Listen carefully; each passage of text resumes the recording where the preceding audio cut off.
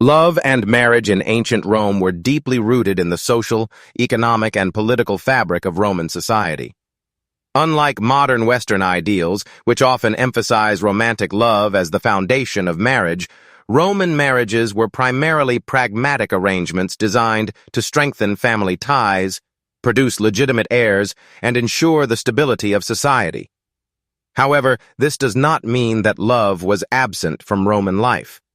Love, in its various forms, was celebrated in literature, art, and philosophy, though it often existed separately from the institution of marriage. This essay explores the complexities of love and marriage in ancient Rome, examining their purposes, practices, and cultural significance. The purpose of marriage in ancient Rome. Marriage in ancient Rome was not primarily about romantic love, but rather about fulfilling social, economic, and political roles. For the Romans, marriage was a duty to the family and the state. It was a means of producing legitimate children who would inherit property and continue the family line. This was especially important in a society that placed a high value on lineage and ancestry. Marriage also served to create alliances between families, particularly among the elite, where political and social connections were crucial. The Roman concept of marriage was deeply tied to the idea of pietas, or duty.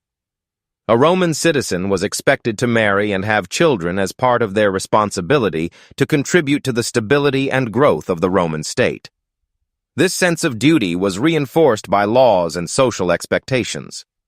For example, Augustus, the first Roman emperor, enacted legislation that encouraged marriage and penalized those who remained unmarried or childless.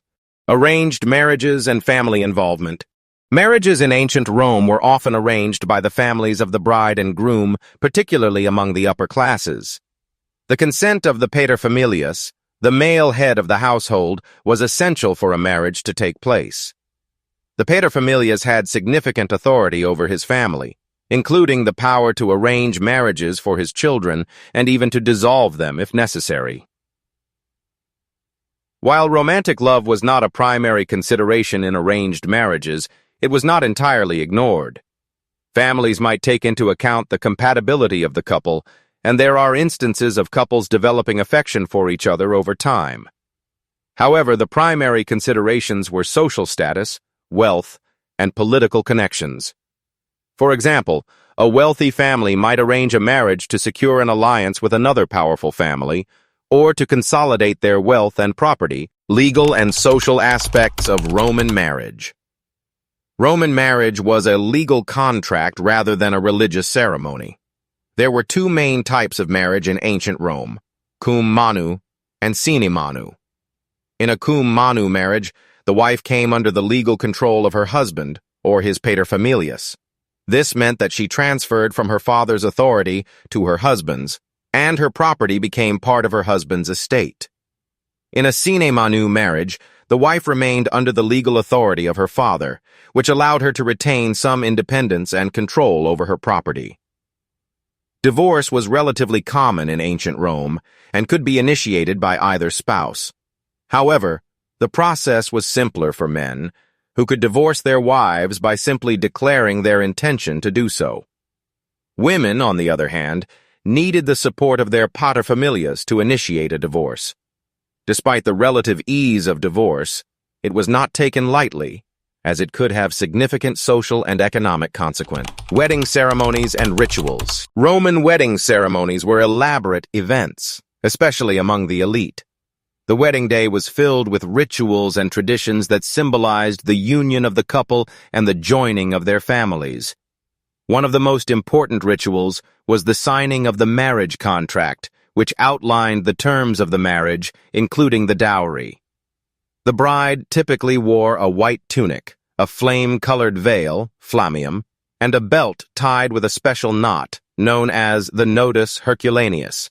The veil symbolized her modesty and chastity, while the knot represented the unbreakable bond of marriage. The ceremony often included a sacrifice to the gods, particularly Jupiter and Juno, who were associated with marriage and family. The wedding procession was another key element of the ceremony.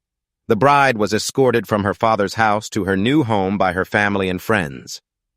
Along the way, the procession would sing songs and exchange jokes, creating a festive atmosphere. Upon arrival at the groom's house, the bride would be carried over the threshold, a ritual meant to protect her from evil spirits. Age at marriage. The age at which Romans married varied, depending on social class and gender.